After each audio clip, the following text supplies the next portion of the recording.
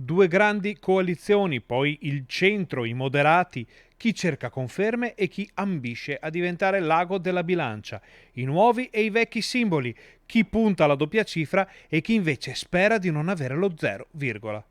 È partita la corsa alle politiche di settembre e nel mese più spiccioli che abbiamo davanti succederanno molte cose, come sempre in campagna elettorale. Molte ne sono successe fin qui, con la formazione delle liste non sempre facile e tantissimi delusi stritolati fra le necessità di mettere assieme i diktat romani e le esigenze di rappresentanza del territorio. Alla fine sono state presentate in Corte d'Appello a Venezia 19 liste con decine di candidati che correranno per conquistare i 48 scranni in Parlamento a disposizione del Veneto. Prima del taglio dei parlamentari erano 74 e questo nuovo assetto ha già creato una variazione negli equilibri tra le forze politiche. Sono tanti i politici che vivono a Bassano e dintorni che puntano a quei 48 posti fra Senato e Camera dei Deputati. Qualche nome? Eccoli.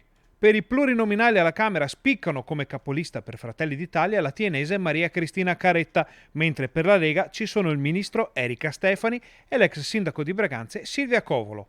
Forza Italia punta sulla consigliera comunale di Romano De Zelino Rossella Olivo e sul già sindaco di Rossano Veneto Gilberto Trevisan.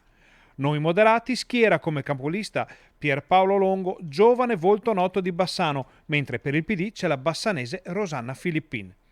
Il coordinatore di Bassano di Più Europa, Luciano Fabris, è in lista e per Italexit con Paragone spunta il nome della consigliera Ilaria Brunelli. Vita affida le sue sorti alla capolista Sara Cunial, bassanese eletta nell'ultima tornata fra i 5 Stelle, poi espulsa e passata al misto. Interessante anche la partita per il plurinominale al Senato, dove il sindaco di Cartigliano Germano Racchella risulta sì in lista per la Lega, ma per il collegio 1, quello bellunese, rodigino, trevigiano e veneziano. Nel collegio vicentino regge l'insegna del Carroccio l'europarlamentare Mara Bizzotto e per il PD è in corsa il sindaco di Zugliano Sandro Maculan. Capolista dei 5 Stelle è la senatrice bassanese uscente Barbara Guidolin e nelle liste di Azione Italia Viva spicca Marica Dalla Valle, ex primo cittadino di Marostica. Ma vediamo la situazione dei collegi uninominali. Ecco tutti i nomi per la Camera. Silvio Giovine per la coalizione di centrodestra e Giulia Andrian per il centrosinistra. Stefano Zausa per Azione Italia Viva. Gedore Mandreatta per il Movimento 5 Stelle. Alberto Carraro per Unione Popolare. Agostino Furlan per il Partito Animalista e Antonella Morisco per Forza Nuova.